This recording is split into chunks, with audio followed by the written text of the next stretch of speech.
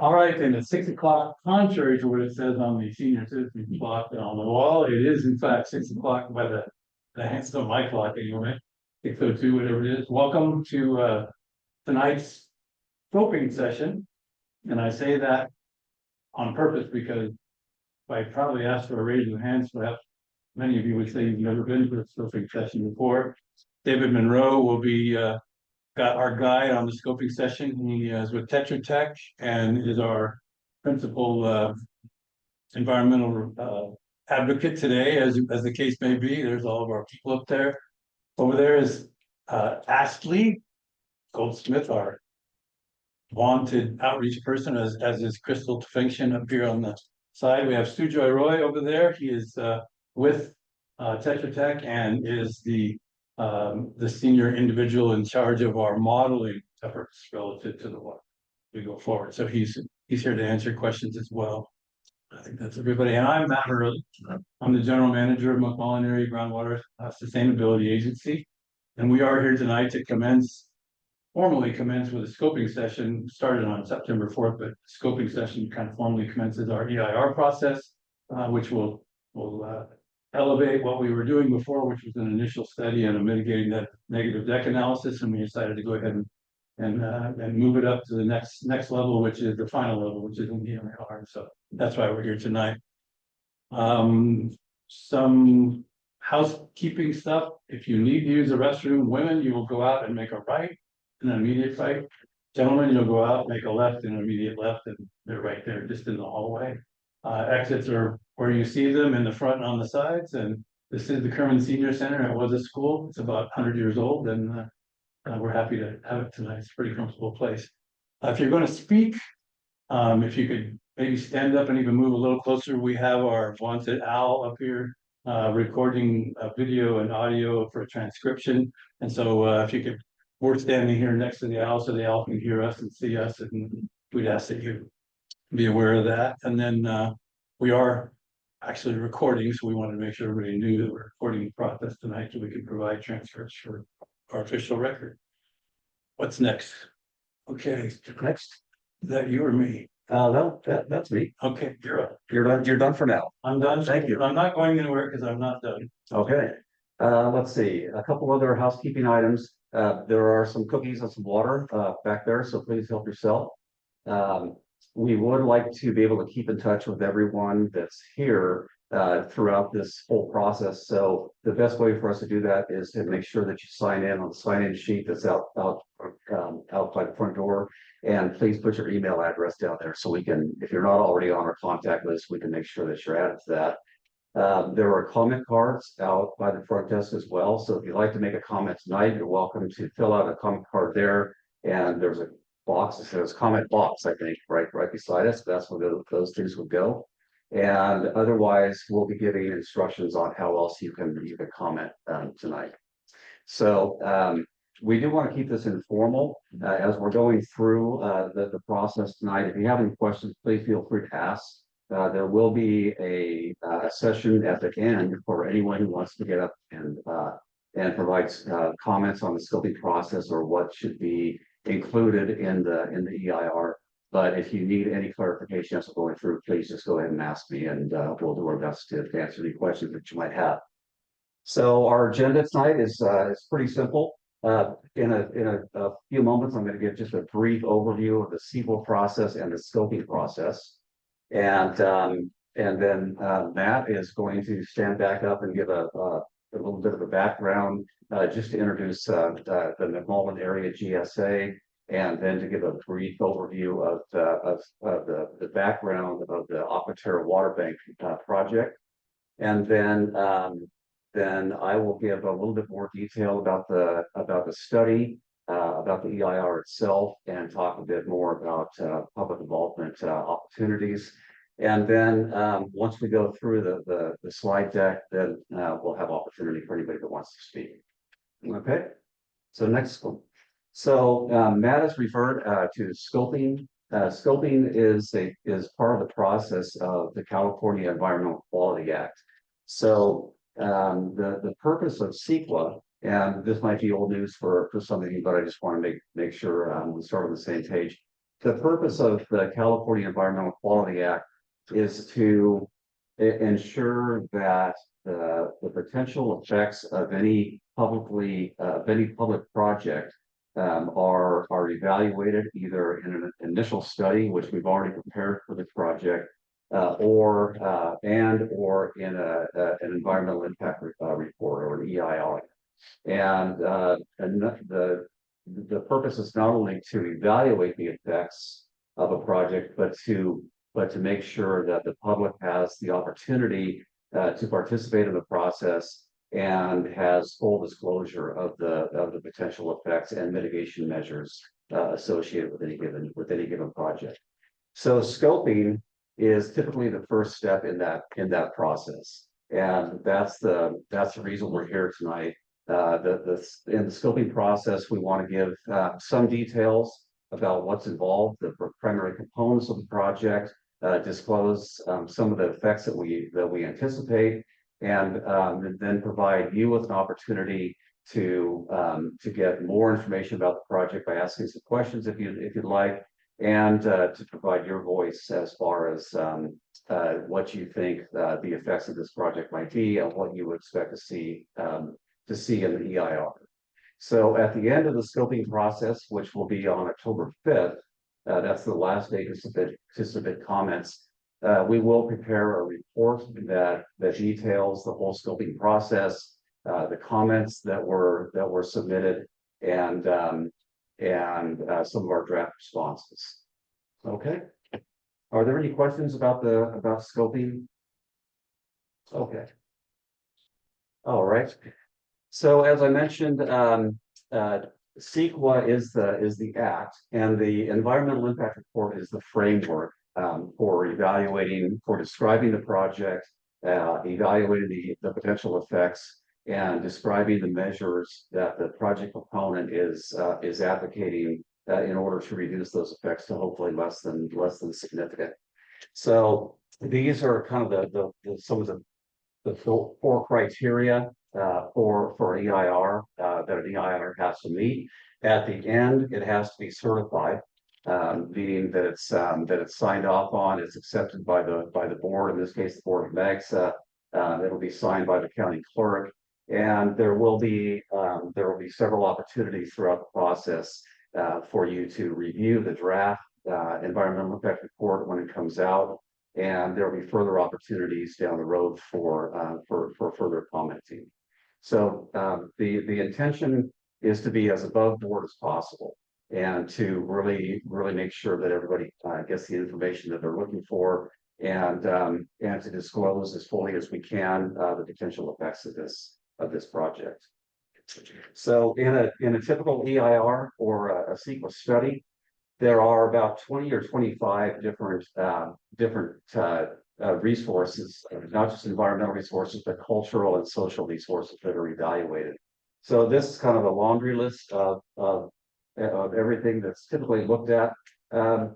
Some of them you look at in much more detail than others, because there are some categories where you kind of know that there, for example, there might not be schools in a given area, so you have a pretty good idea that they won't be affected. But typically the EIR will go through, and our EIR will go through and evaluate all of these resource categories, and some in more detail than others. A little while later, I'll get into the results of the initial study and negative declaration or mitigated negative declaration that we prepared earlier this year and sent around for public review, and some of the findings that we came away with from that study. Okay, so with that, I'm going to ask Matt to come back up here and give a bit of background on the project and MAGSA. If you go to the next slide, please. Thank you. Okay, McMullen Area Groundwater Sustainability Agency is actually not including Kerman. It's actually west of Kerman where we're sitting today, but it does pretty much sit west of Kerman, and it extends from the San Joaquin River on the north down to just a little bit west of Carruthers on the south, and it includes about 120,000 plus acres, total acres.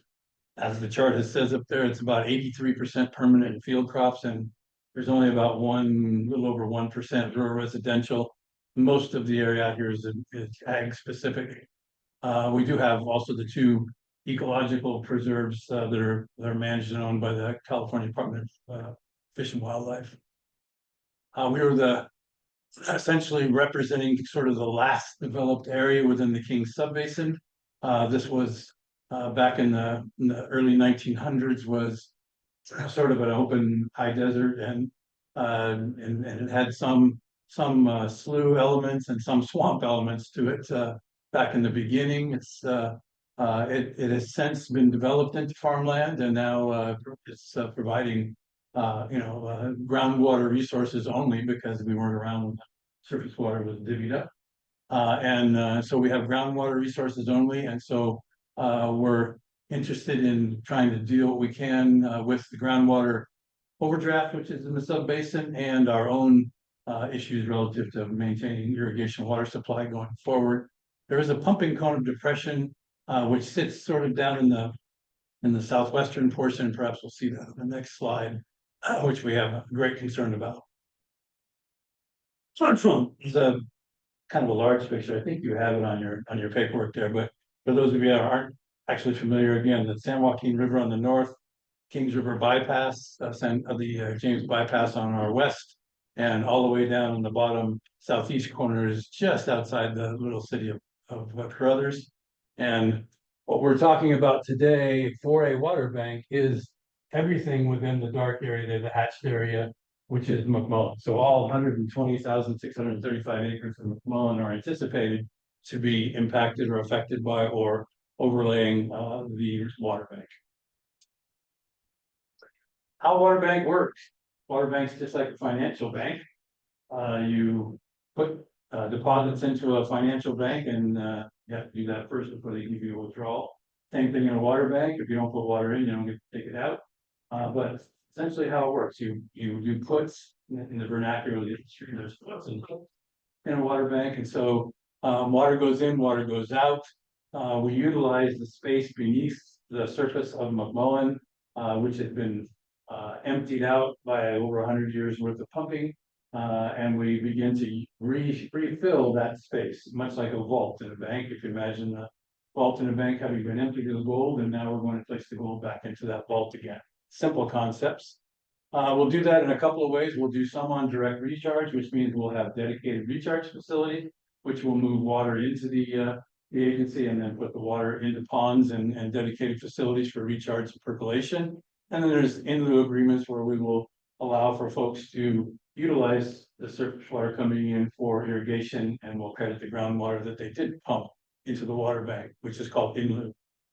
Stored groundwater will be later recovered. We expect to have a substantial number of recovery wells, which will directly recover the water from the aquifer, and that will be returned either in the form of wet water or exchanged water to the subscribing folks who are storing the water within the water bank. And there will generally be leave behind of varying amounts depending on the category of the deposits.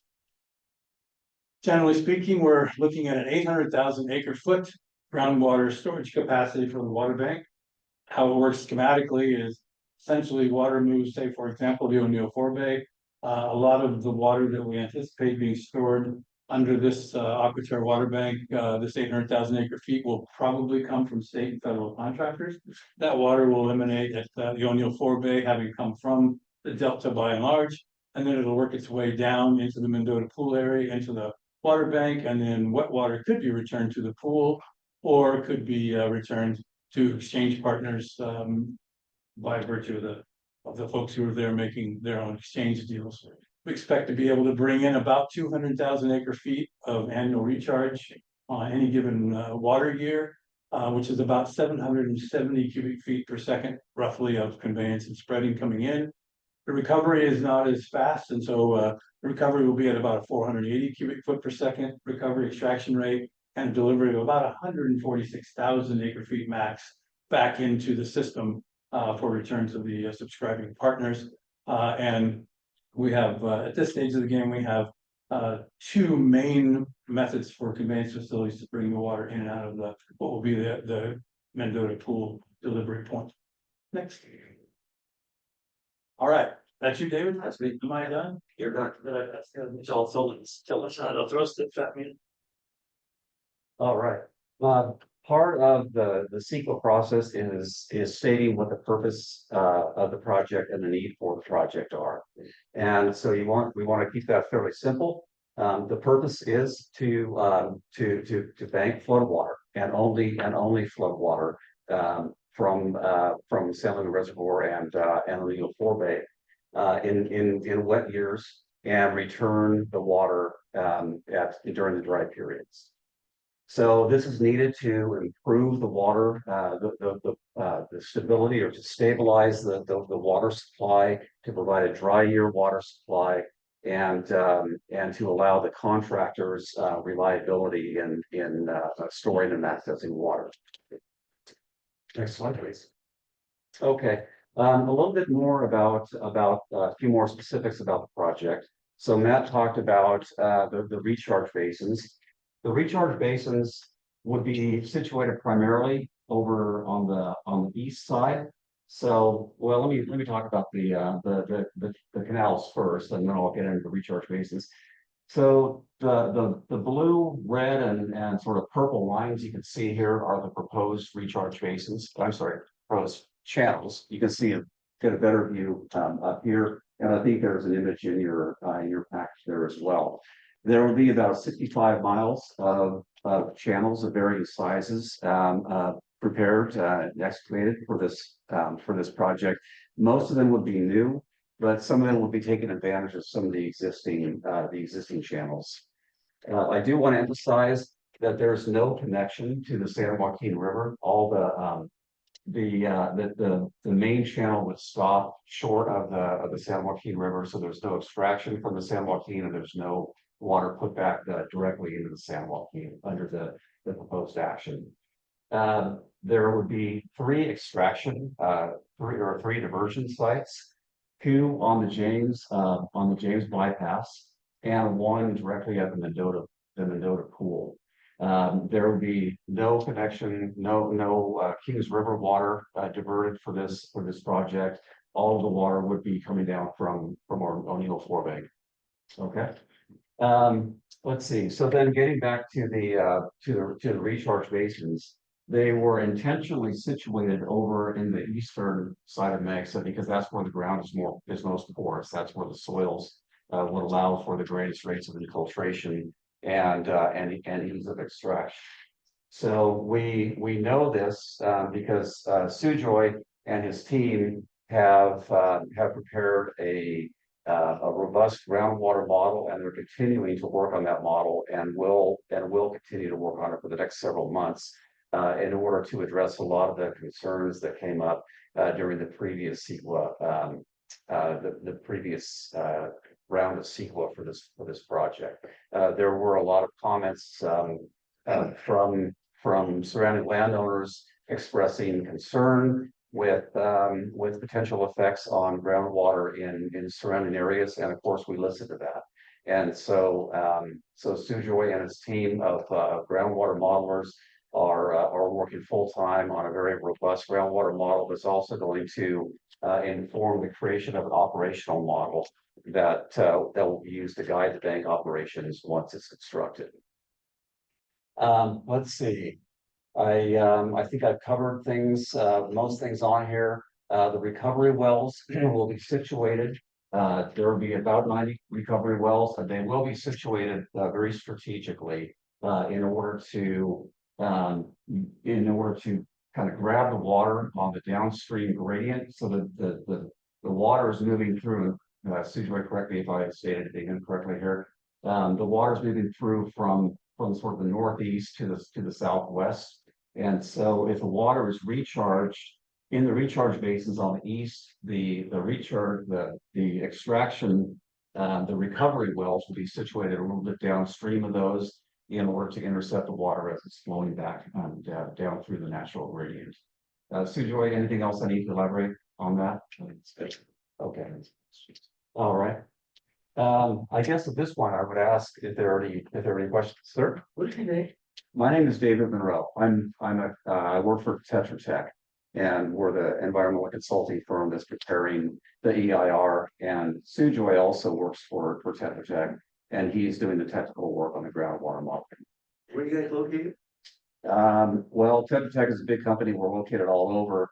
I'm personally located in Portland, Oregon, although I'm from California and spent most of my career here.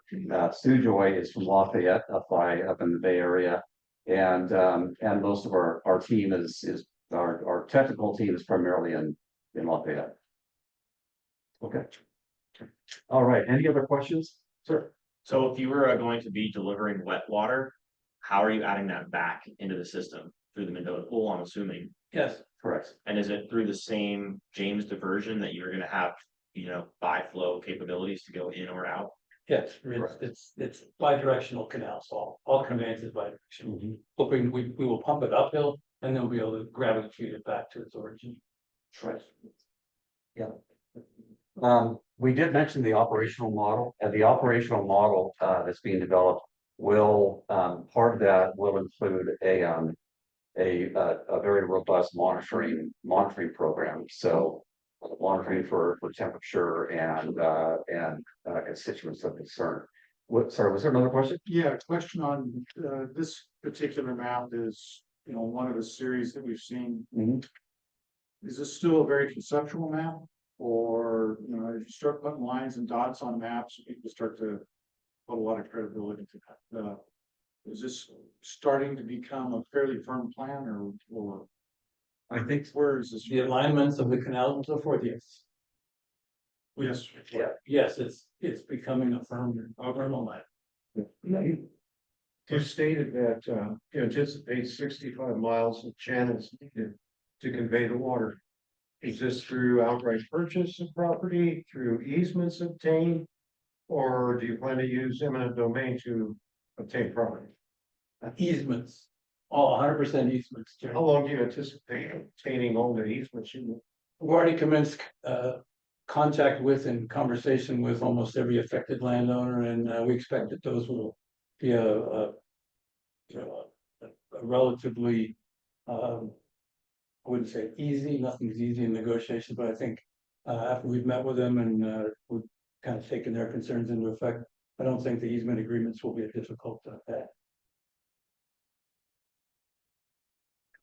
I had a follow-up question. So if we're putting water directly back into the Mendota pool, there's pre-existing agreements like the 10-year agreement with the Mendota Pool Group for water quality. Are you guys planning on acquiring the same level of monitoring for certain constituents that would in effect have potential issues with like the Mendota Pool Group for transferring water through the CVP?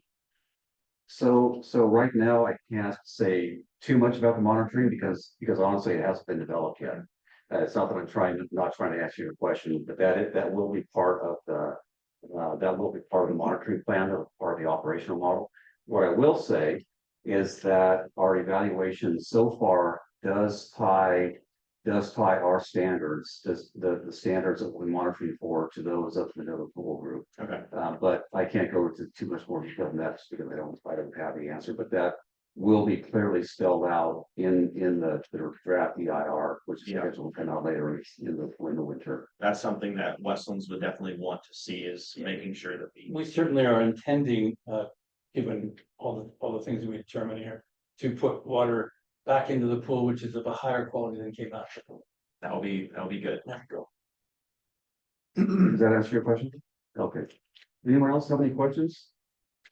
Question, are you guys in contact with the San Luis Delta Mendota Water Authority? They're the ones that have DMC contracts and, pool pumpers, exchange contractors, all those guys on that side of the valley?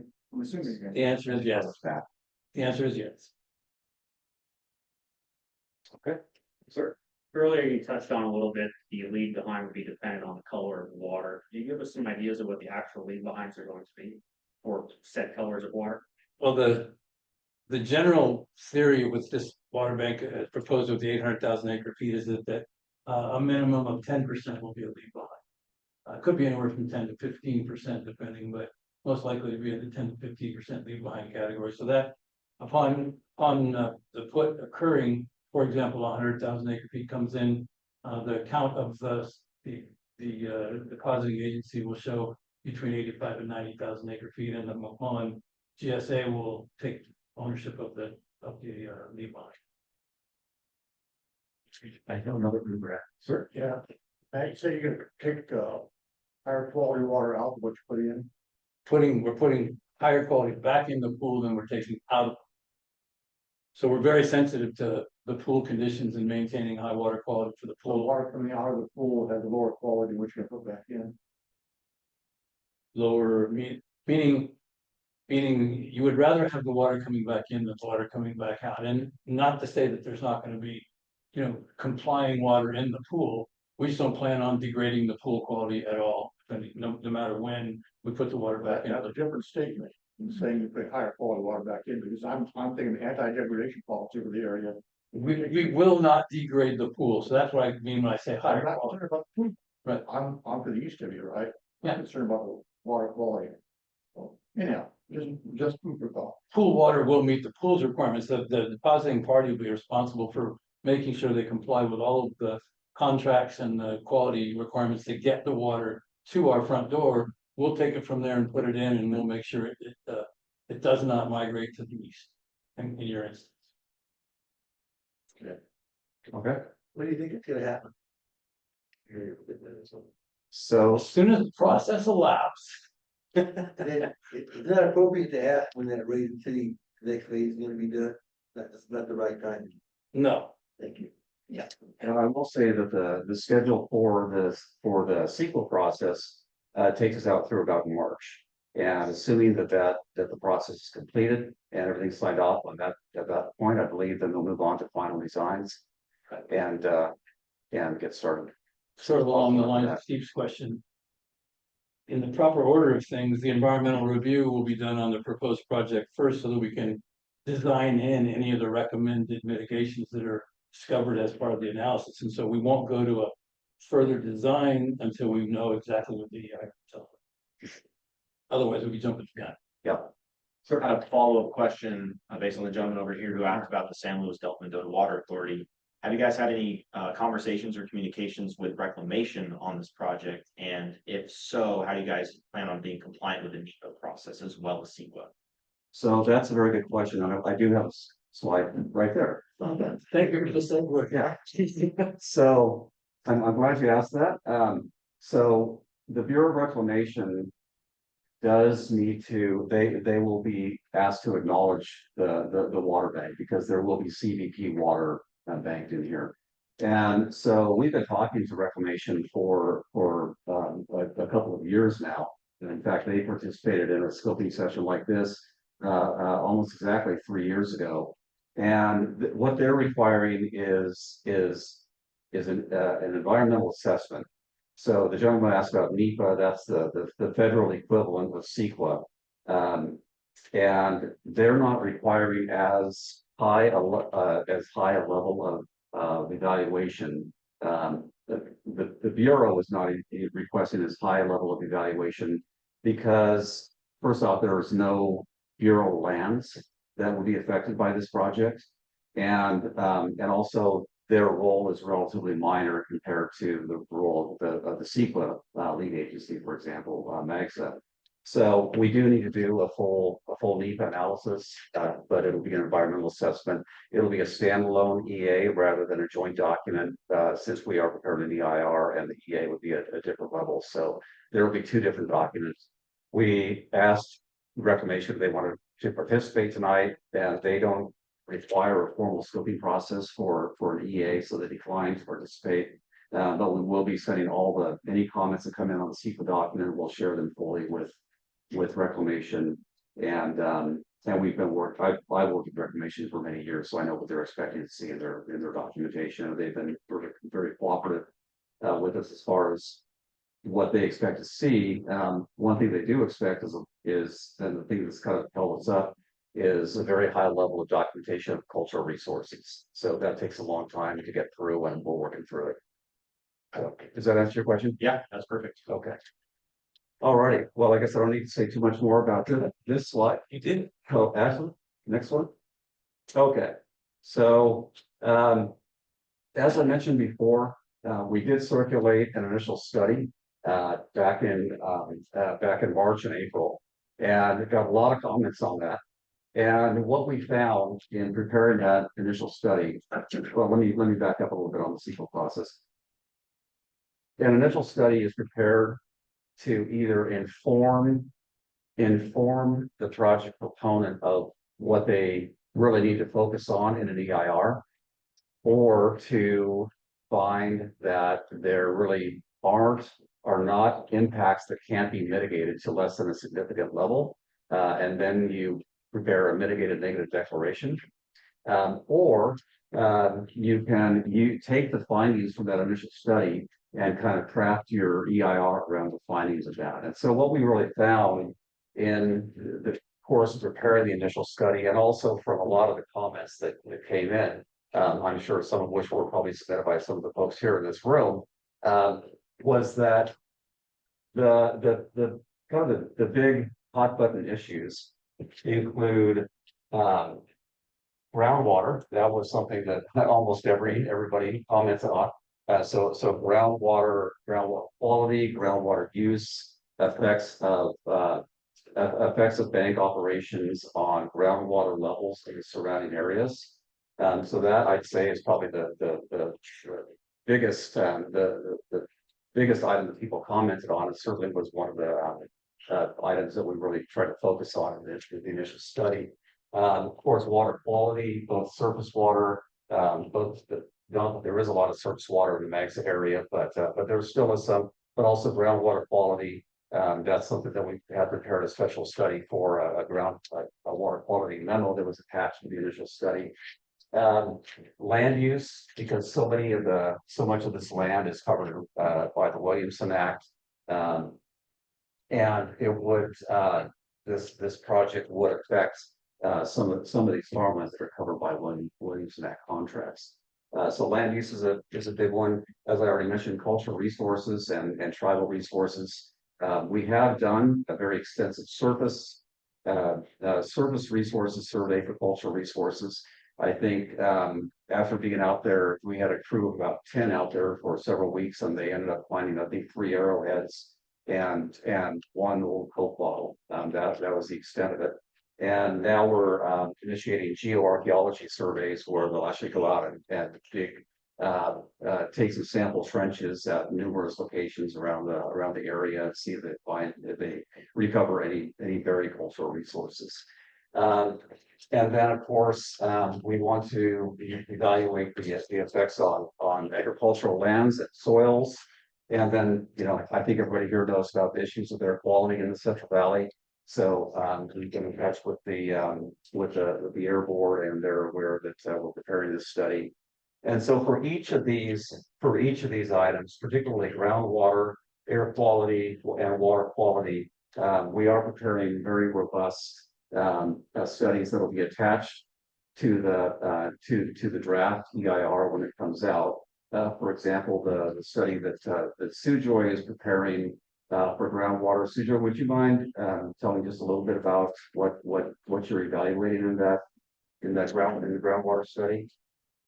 Right. So our goal is to develop a standalone groundwater model for the Aquaterra water bank. Takes into account for the all well information that we can get. A lot of it's public domain, also seeking other local sources. And the point of the groundwater model is it really captures the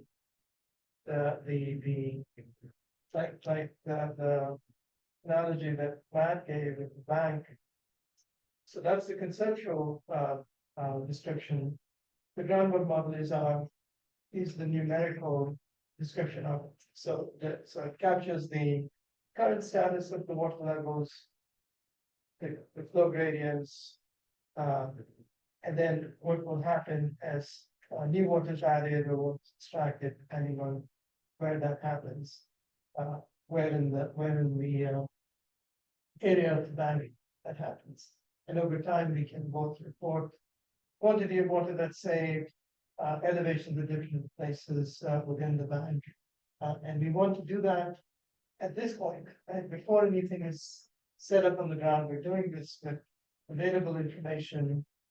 And this forms the foundational model. As it goes forward, as the bank is implemented and there's actual work done on drilling more wells or injecting water, and there's more data collected, that's part of the monitoring that's envisioned. So the model will continue to be updated, be as representative, as accurate of the physical condition of bank. So I think that's the general thing. I can give more detail. Okay. Is model going to address quality or is it just quantity? So we have a separate study for quality. The work that Sujoy is doing is just for the groundwater hydrology. But we do have another team of water quality folks that are preparing a separate water quality memo. Okay. Do you anticipate all the action being done above corporate budget? It depends on the details of the plan. So we would follow the model itself goes above the local forecast. The answer, Bill, is that this water bank's intended to operate 100% above. Thanks, Enjoy. I promised Enjoy that I was gonna call him to speak tonight, and all of a sudden I put him on the spot, so thanks for that. All right, and let's see, are there any questions about some of the findings in our initial study, or some of the areas we've identified for as covered local areas? Sort of just a general question. So there's a lot of groundwater banking in the western United States here and there. This is it seems a little unique, or is it unique, or can you compare it to another project out there? Just because of the size and the acreage and the complexity, it seems like a unique project. You can compare and contrast it to another groundwater bank. So I think I can certainly say it's unique in its size. It's a big undertaking both for construction and operations. I think that the other, or at least proposed bank that I know that might be somewhat comparable is I believe it's called McAllister Ranch, and that's proposed down in Kern County. I don't think they got with the entire environmental review process yet, but I think it's similar, not quite in scale, but the operational sort of largely the same. But I might ask Matt to that as well. Other than Tetra Tech, we've consulted with folks in the state of Washington. There are water banks in the state of Washington which are substantially larger than ours, and of course, the Kern Water Bank is about a quarter of the size of its boundary, but impact is about the same footprint. Kern Water Bank as well. So we've done a lot of work on looking at other operating water banks. There's not as many as you think, but it's a fairly new idea that came sort of in the 80s and 90s. That's about as recent as it was. Okay. Any other questions about those items? Okay. So when we use the word scope and scoping, they're almost two different things. So the scoping process is the process we're going through right now of trying to solicit feedback from concerned members of the public about what should be addressed in the SEQA document. The scope of the document, the scope of the EIR refers to everything that's going to be encompassed and addressed in the EIR. And I just want to make it clear that everything in regards to construction, including the conveyance, any materials that need to be brought in, materials that'll be taken out, air quality during construction, and the development of the recharge and extraction features, that all of those items will be fully addressed in the EIR. If it's not fully addressed in the EIR, that's on me, and that's a flaw. So I'm telling you right now, that's our intention. And then operation, the operational model is something that is under development. That's going to be part of it's going to really be informed by the work that Sujoy is, that Sujoy's team is doing on the groundwater hydrology, as well as the water quality evaluation that's being prepared under as a separate standalone report. Both of those items are going to really inform the operational model. And then we evaluate the operational model to make sure that it's going to provide feedback needed to avoid impacts to surrounding landowners, to avoid impacts or significant impacts to water quality in the Mendota pool, to avoid significant impacts to land use and cultural and biological resources. So all of those items need to be addressed in the operational model, and the operational model is going to be the sort of the official document that MEGSA will implement to make sure that the bank is operating as it's supposed to, and that it's avoiding the impacts that are identified in the EIR. Are there questions about the operational model, or that might be some place for working reference? Water quality impact to the pool. I'm sorry, I can. And you referenced the water quality impact, Mendota pool. I'm assuming you're gonna do the same kind of analysis of impacts within the banking area. Yes, oh, yes, certainly so. That was just an example, but yes, every place where water quality or groundwater hydrology will be affected, whether that's in the banked area or the surrounding areas, that has to be part of it. Just asking. Yeah, that's good question. Okay. So, for scoping is a pretty broad topic, and I just put a few bullets up here. If you're thinking of submitting comments either tonight, or over the next couple of weeks, these are just a few things that I think of when I think of preparing comments to deliver for scoping. So, do you have concerns with the outcome of this project? You have concerns with either the construction of it or the potential effects from operations. We'd much rather hear about them now, so we can plan for them and evaluate them fully in the EIR, than hear about them after the EIR comes out. It's much more useful to us. It's much more useful to you if we really get a good set of robust scoping comments from you. So what are your concerns? And I'll give you, after we finish this, we'll have a little while for anybody to respond. Sir? Kind of question, we live in the area of Macmillan Gray, it's gonna be an impact by making these banks and everything. I live at 10 Macmillan Gray.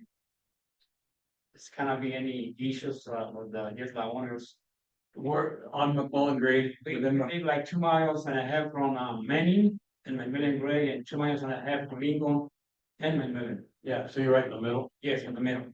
You will, ideally, you'll have positive impacts from running a water bank. So it's gonna be like, it's gonna drop the water level in the. It's gonna raise the water level. There's the level right now, it's at an alcohol. Yeah, it will be going up, Okay, yeah, thank you. That is the intention. So the intention is to recharge and knowing that the water will be extracted from the bank, but with a 10% minimum leave behind.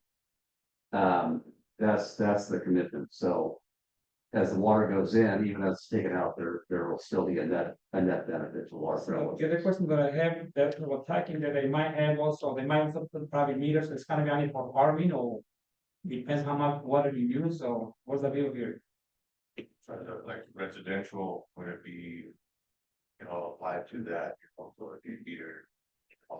the water bank is for outside water banking partners to bring their water from, essentially from the delta through and put into the ground for storage for use later. That really doesn't impact directly anybody on the surface, except one of the secondary reasons for having meters on our wells is to know that when the pumping is occurring, that we're not borrowing from water that's being put here by banking partners. And so that's really the only controls we'll have at the surface for folks in the water bank. Make sure you don't over pump what doesn't belong to us.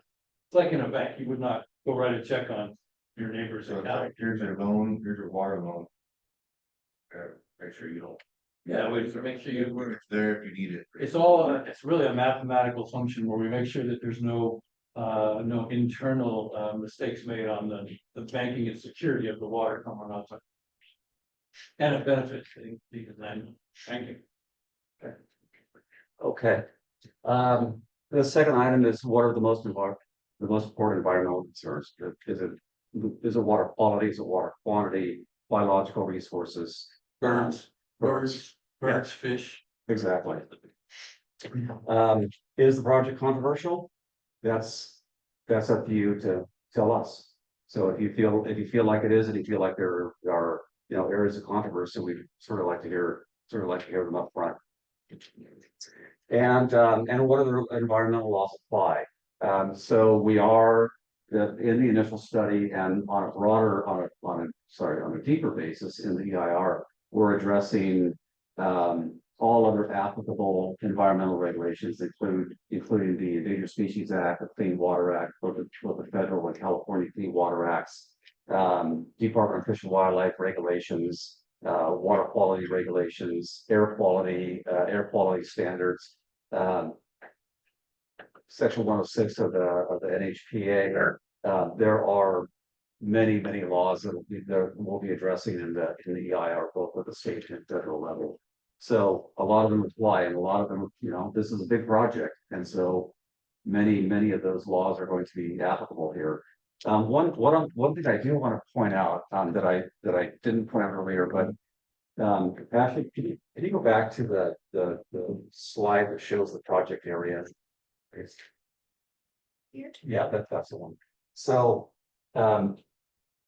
you might not be able to see it from back there, but the entirety of the MAGSA area is hashed to indicate that that's the project area. That doesn't mean that all of MAGSA will be affected during construction. Actually, a relatively small amount of the MAGSA area will be directly affected during construction. There will be the 65 miles of canals and about 4,000 acres of recharge basins that will be directly affected. The reason that we identify the entirety of MAGSA as a project area is because groundwater is going to be affected underneath all of MAGSA. So therefore, we feel that the area of effect encompasses the entire area. But I do want to emphasize that on the surface, it's a relatively small component of the MAGSA area. Okay, sorry, actually, we can go back to so we're on, yep. Okay, and the next one. Okay, so this is the schedule. We're in the middle of the scoping period right now. As I mentioned before, comments are due by October 5th. We intend to have the draft NEPA and SEPA documents ready for public review in early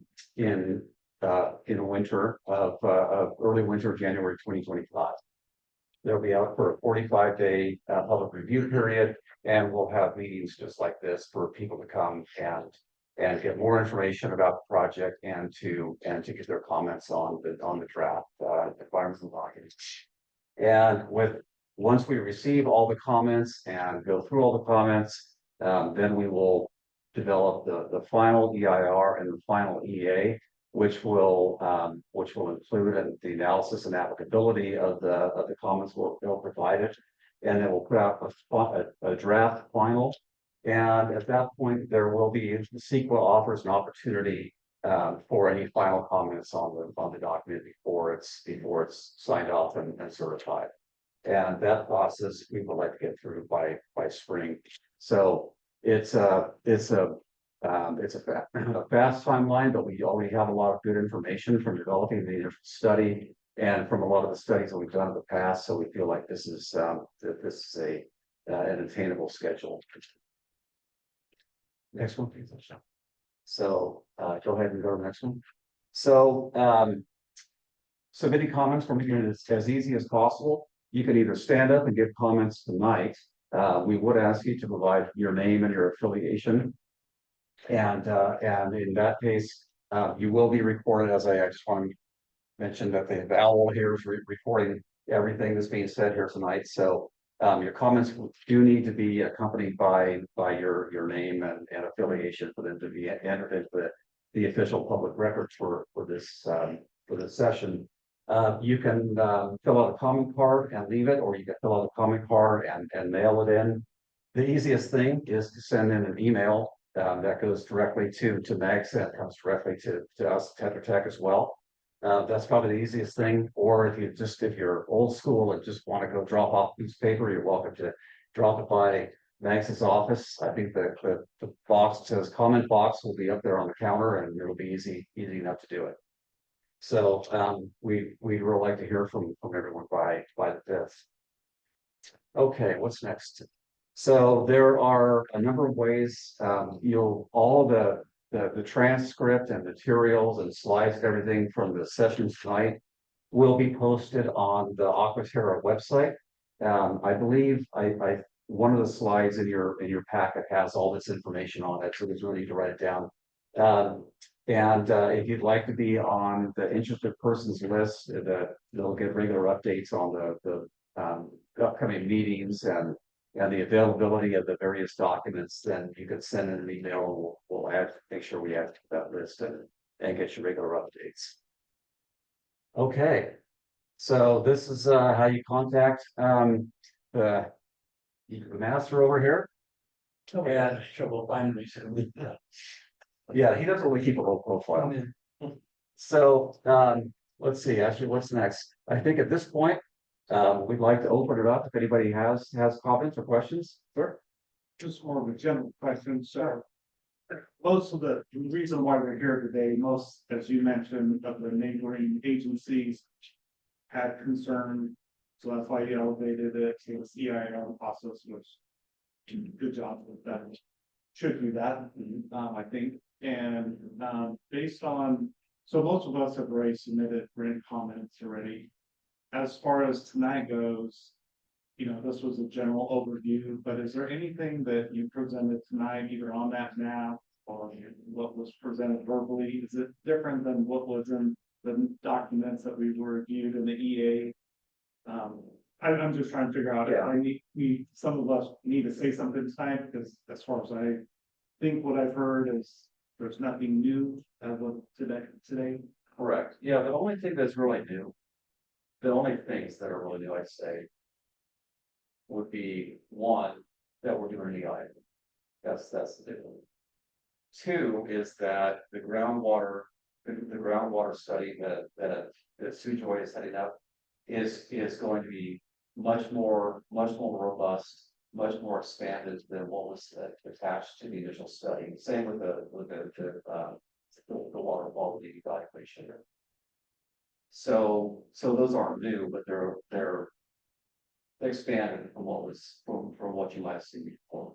But that being said, if you submitted comments on the draft the initial study, we still got those. So we're essentially treating those as scope and comments. So I don't feel like there's any real new information being provided tonight that you probably that you would found in the study. one thing, David, there was a figure somewhere in one of the original documents that showed a couple of dots for either recovery or monitoring wells outside of our boundary.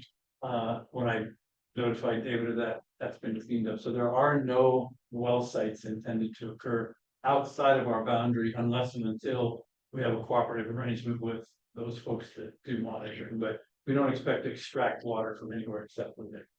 Okay, that's a clarification that I think I heard about that was legit. Like when I heard it, I said, what? And so we make sure that's not there because it was not in that.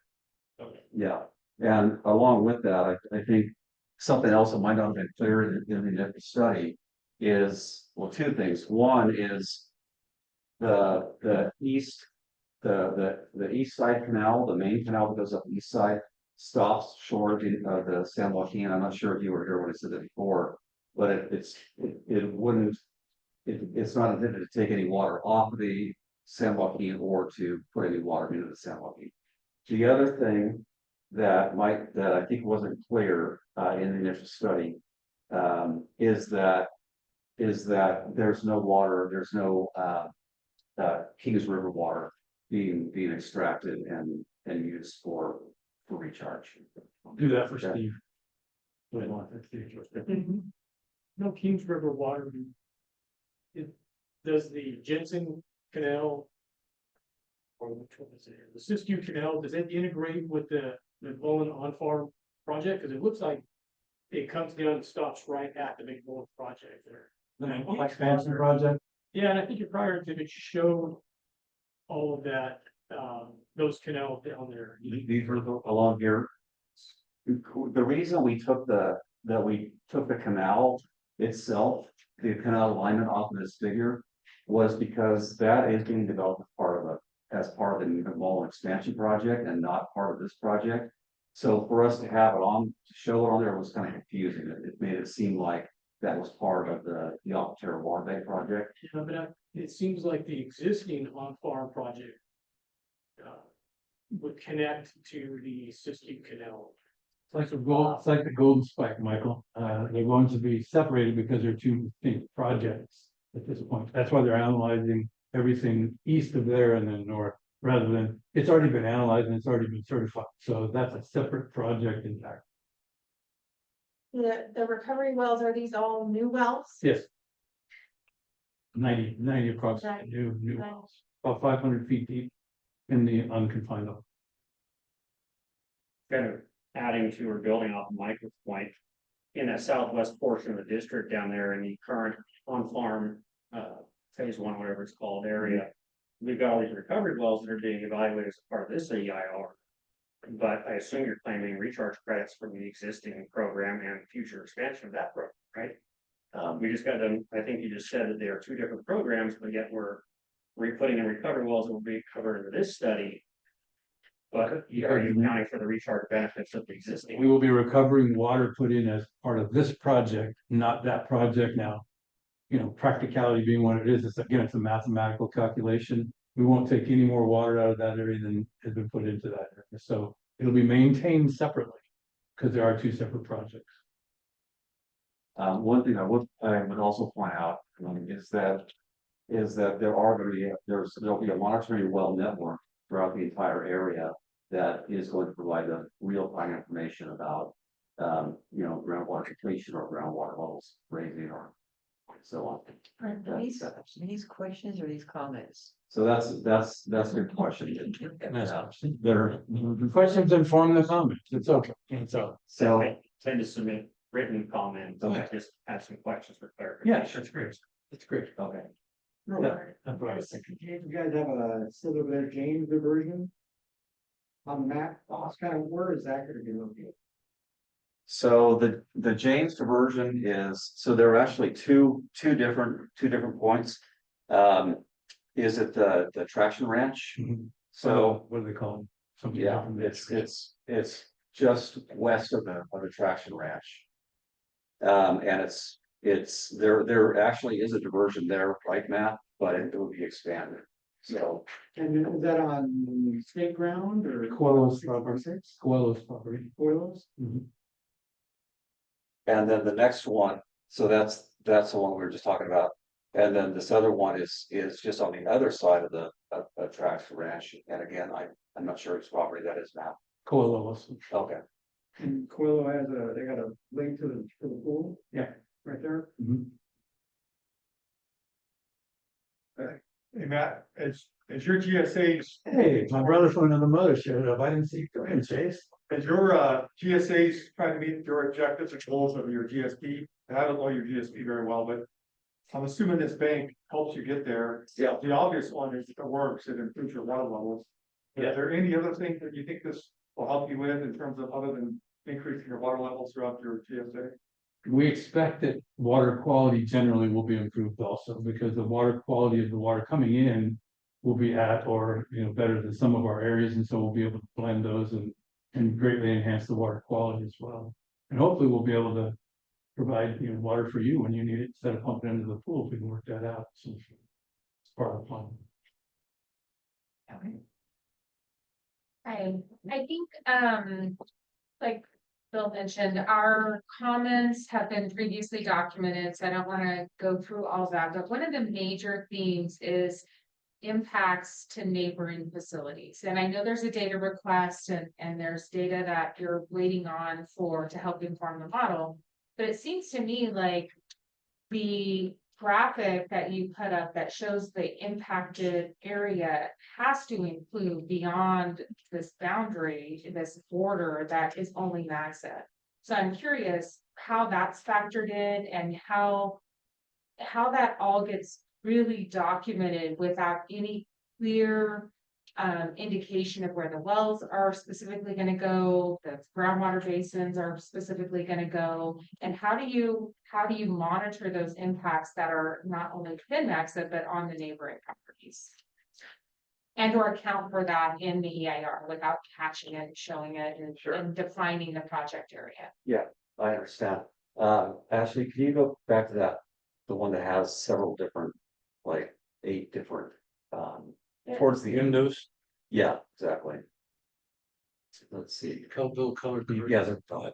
So, this image, I know you can't see it very well, but the reason I put that on there is to show that groundwater, the groundwater effects are being studied on a larger basis than just. That's what that is. I thought it was just a rock or something, and definitely there. I we know, go. this scale doesn't. Yeah. Got it. That's generally how the mound will be Right. monitored, et cetera. So we're gonna try to analyze the impacts as they relate to. Within all that. And so part of the expanded groundwater study that Sujoy is heading up is intended to expand the boundary of the area of effect for groundwater specifically. And to make sure that those concerns that were expressed to us when the initial study went out are fully addressed. Sujoy, can you? Let's say that the model that makes about 3 to 4 times the area of the actual maximum.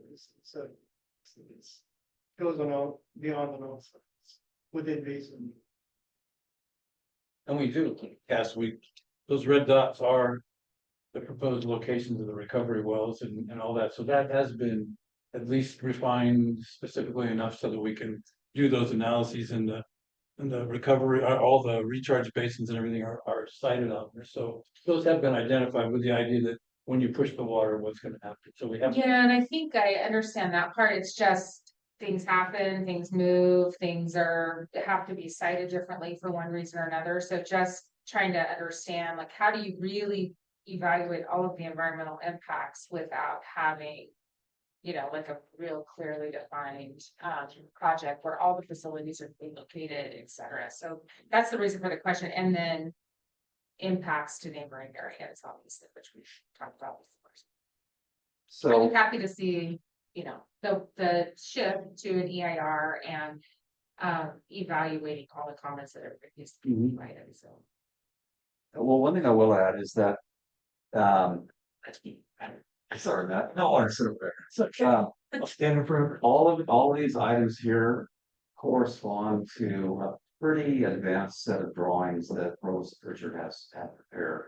And are they at 50%? 35%, but they've, this is just a very simplified way of displaying what they've got on their engineering plans.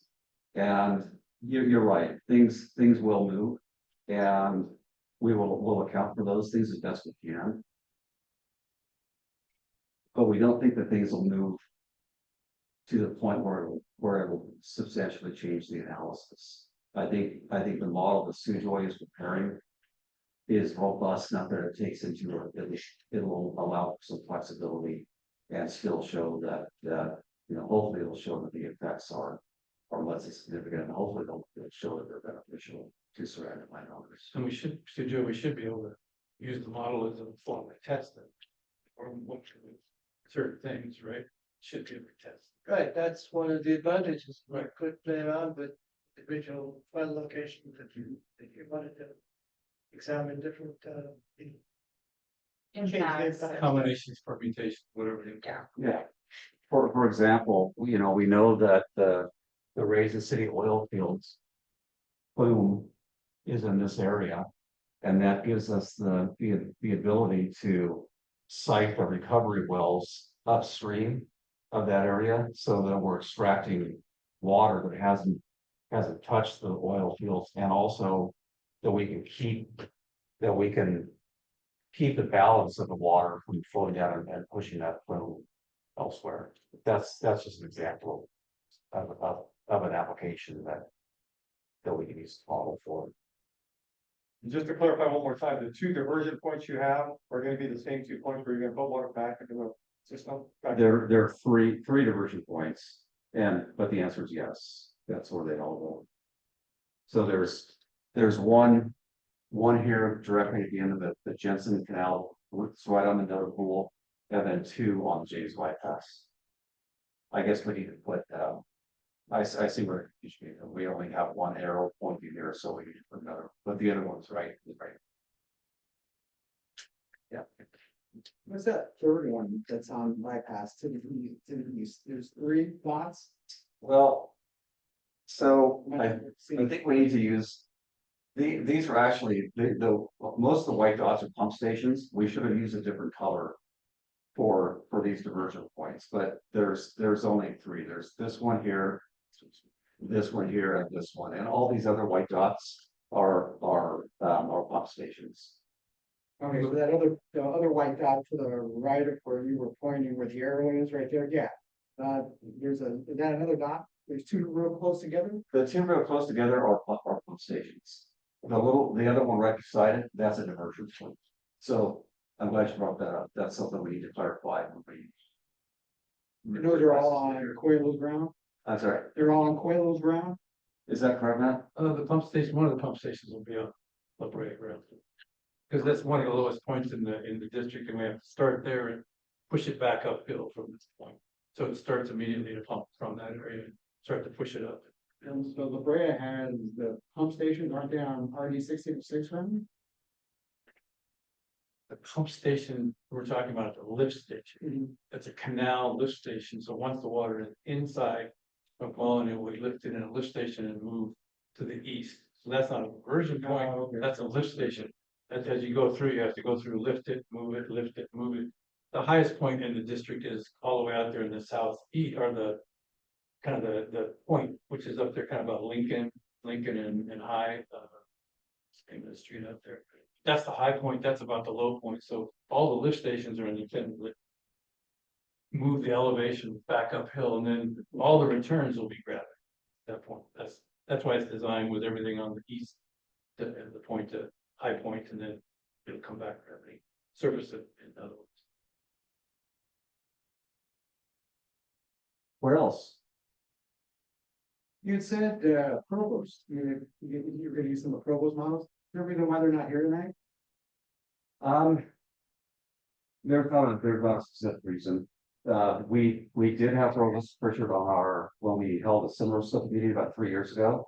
And there really wasn't much that came up that required, you know, the designer stands for the question. So we felt like there's a lot of institutional knowledge of the whole project here, and at least the preliminary design where we felt like we could address any of the design questions that came along. And if they didn't, then we would just ask the person to submit that as a question, and we would make sure that the right person got back to them. But no, there's no specific reason to not have one. And or wanted engineers on maternity leave. That has something to do with it too, or else she would be here. Linda's a miss stuff. She's getting ready to receive the new member of her family. The groundwater model is gonna be based on existing, readily available information. Much as we can, plus available information from our basin partners to the extent they're willing. You're not gonna do any additional aqua testing or anything like that. Not for this, yeah, but the idea that down the road is new data are obtained, those will all feed in, continue to upgrade. But the timeline that they had, basically in the next few months, So that of necessity has to be based on what's the.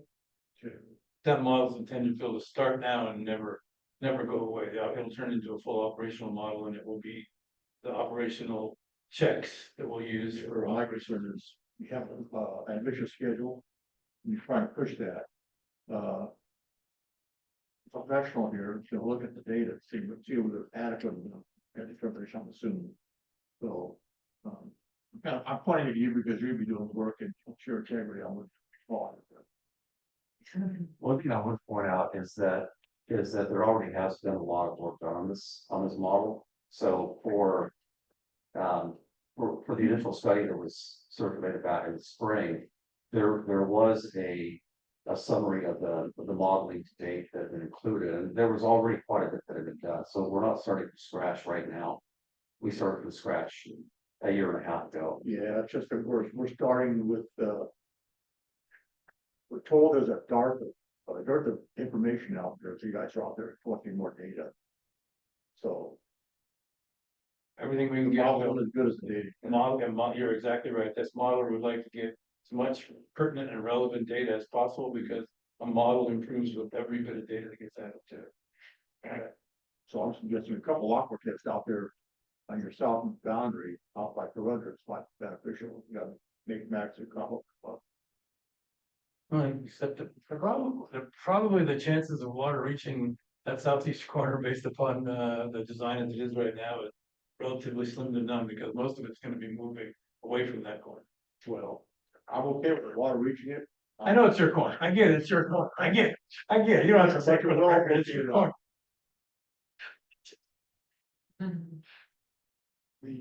What model code are you planning on, are targeting this? The ground wall. Modular US3, the construction grid.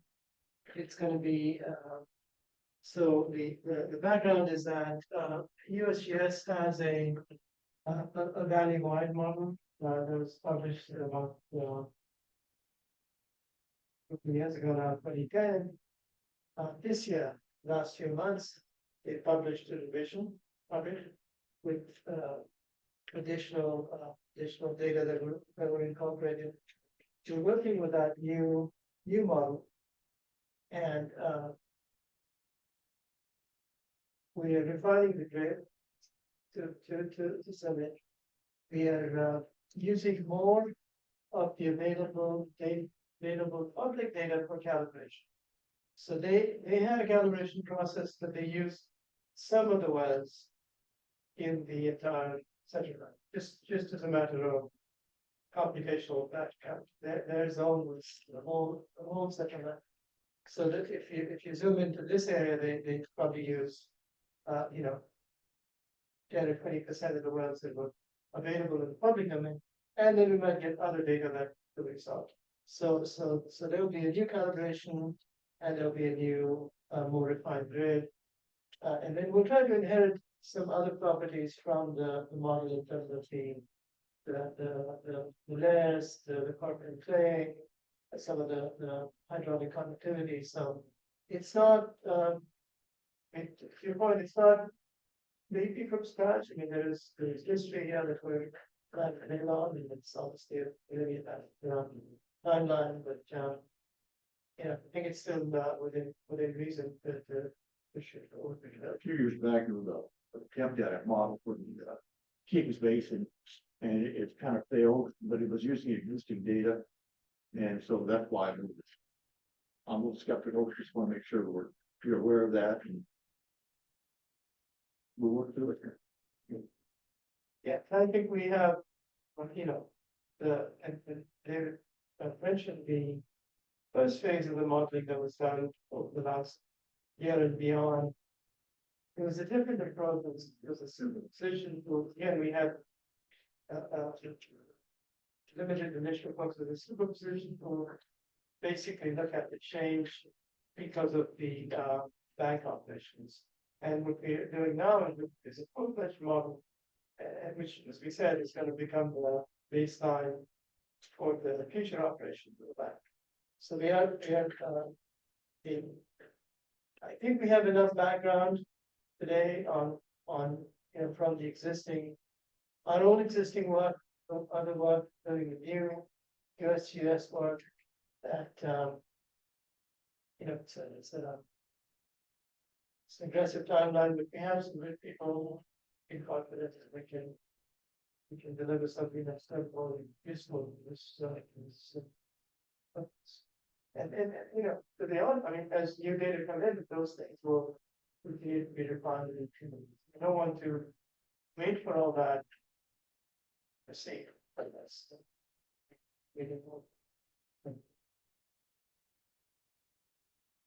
Sure, I guess another question related to the groundwater model. I'm also part of the groundwater model, and I think by nature, engineer types are skeptical of groundwater models. I put myself in that camp. And I hear things like turn knobs and levers, pull levers, dial in knobs to get results that you want to hear. And that's why it's explained to me by several modelers over the years. So fast forward 5, 10, 20 years, this operational model that you guys have, as I understand the bank, the way it'd be used, the import puts, and then the takes, and ideally you're leaving a 10% leave behind. What would the model, how would a model help in that scenario, and or will it? So in this case, I think the model should capture what's being said, right? So the model is one component of it. You also have a network of monitoring lines that are tracking elevation to. So that's the real, that's what's happening to elevation over time, and that's a real time, elevated system that's giving you that. And the goal of the model would be to make sure that it's basically capturing that behavior. That's your test. I mean, if it's not doing that, if the rail system is doing something and the model is saying something else, if you go forward, then there's something that needs to be adjusted or something that needs to be fixed as well. That's and where we are today with maybe the value of the water that's involved, the kind of data that can be collected, real time, and also the computational abilities of this new generation of models. I think we're getting a lot better at that. I mean, I wouldn't say that we should be expecting perfection, but I think there are ways that the objective view, it's not a model, you can say this model is giving us numbers that are in the range of what's being observed. I think that's the best we can hope for. That's and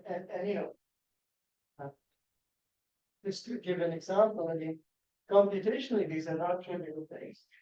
Not a large cloud system. Calibration is a major exercise. So we are pushing the limits of what the models can do.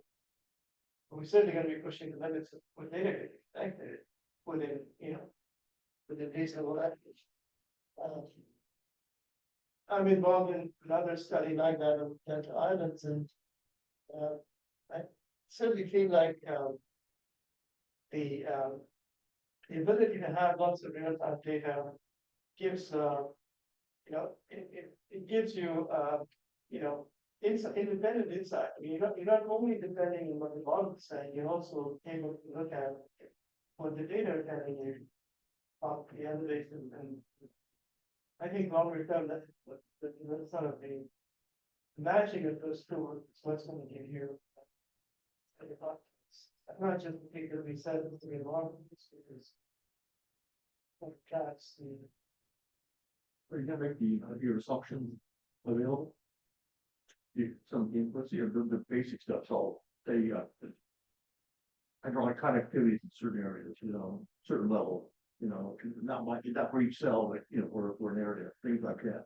Yeah, I think I think for EIR, the intent of the model would be to be in the public domain.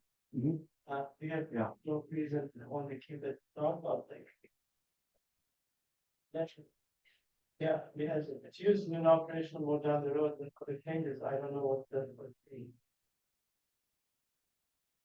We don't have a. Well, we're certainly starting with the public domain. Resource and we're adding to it, so there's a lot of it. Just as a practical matter, Phil, we expect that the operations of the water bank, because we are a public agency, will be, in the public domain. And all the data that we gather for purposes of modeling, et cetera, will generally be maintained by us as part of the operation, subject to review. No secrets. We'll have expanding, monitoring over time. I would envision at some point down the road, perhaps having a, monitoring well for every section, every square mile, knowing a lot more detail about what's happening with the elevations rather than a random, representative monitoring system. But that will be determined as the quantities come in. We're able to do it. But I'd love to feed much real-time data verified in the field to Situate as possible. Something taken with the 10-foot level. Yeah, I mean, if you have your conductivity values that are spread out over a township, you gotta reach in something. I think we expect that over time we will refine that greatly. We'll greatly enhance Page and LeBlanc's 1969. And that's my point. At some point, you're gonna refine, you think you need data, is that gonna be available as well? Yeah, that'll be part of the operation. This effectively will morph into a standard operations procedure, and so some of the stuff we don't know that'll be used to model the test will be, times of year, quantity. We don't even know who that is yet, so until our subscribers come in, we don't know if that's gonna be Met, Valley Water, or East Bay, or whatever, and each of their time demands and quantity demands may affect flows, et cetera, and we're just hoping to set them up so we can test them whenever that happens. It'll give us a real better look at what's likely to happen, rather than just bringing it in and letting it rip. That's the whole idea.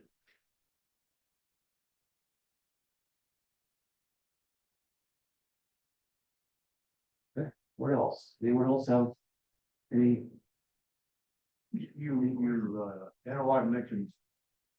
When you say there's no Kings River water, but your NOI mentions Pine Flat Rose. I'm a little hard to read. So your NOI talked about Pine Flats Rivers. When you just said there's gonna be no Kings River water, it can't show anything. Are you officially saying there's gonna be after no Kings River water going into this thing? I'm looking at the map, say that, yeah. I don't know if we have reference to that, but the only thing that any water coming through the King system would be is how it impacts the measuring pool. I think the NOP specifically mentions floodwaters that originate in the Pine Flat Reservoir. I'll send you a picture. Yeah, I think the initial study had some, casual references to that. We've cleaned it up as much as possible in response to concerns of the KRWA. This study is not intended to include Kings River. I can state that publicly in the public, so it says that you would be satisfied. It is not. What's into the page number? Yeah, it's kind of like I guess it's into the page that have the dots on it too. And if you got it, we'll clean it up. That's not the intention. Some of that information, Tetra Tech was involved with Don's initial project, was involved with the Terra Nova expansion project. So some of the, some of the shared data that was put into the initial study had some of those cross references that didn't get cleaned out. It's constant project cleaned up. That's not that.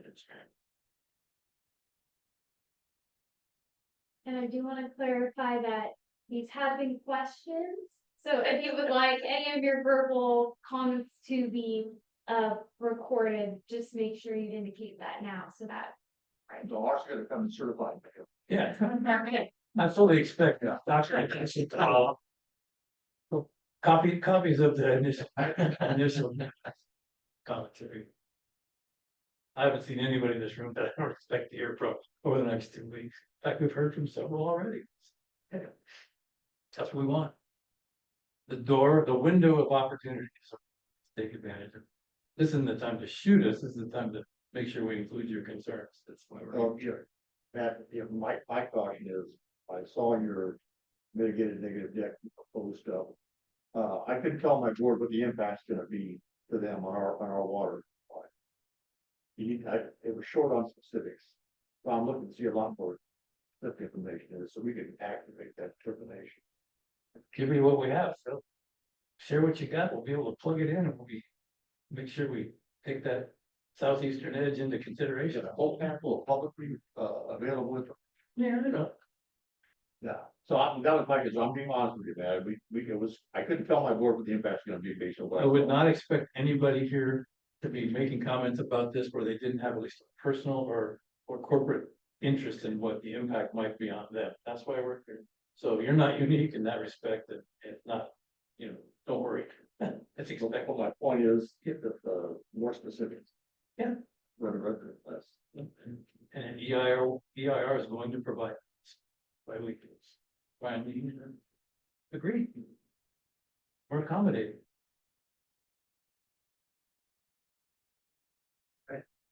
What else? Anything else anyone would like to ask or comment on? All right. Well, I do want to say, I should have said this at the beginning, but thank you all very much for coming out. I know it's a lot to know on us on a Wednesday evening and sit in a room and talk to us, but it's been very, very helpful. I really appreciate your time and your comments. I think I can speak for all of us, when I say that. And we really do want to hear, we really do want to hear.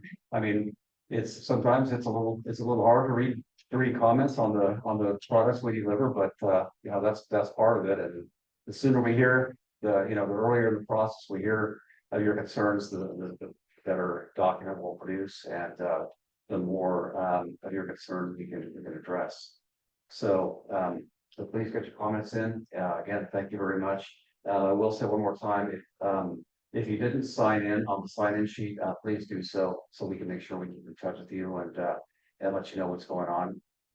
Matt, anything else you'd like to bring up? I just echo that. We want to make sure we document this thing from soup to nuts. So make sure you get your name in there. There is a process here. It's part of an administrative process, and lawyers in the room, there's at least one besides my recovering lawyer status, that says, if you're gonna be part of the process, you get to complain all the way through. If you don't partake in the process early, you pretty much are shut out late. Want to make sure we give everybody the opportunity to comment now, because we want you to be able to comment.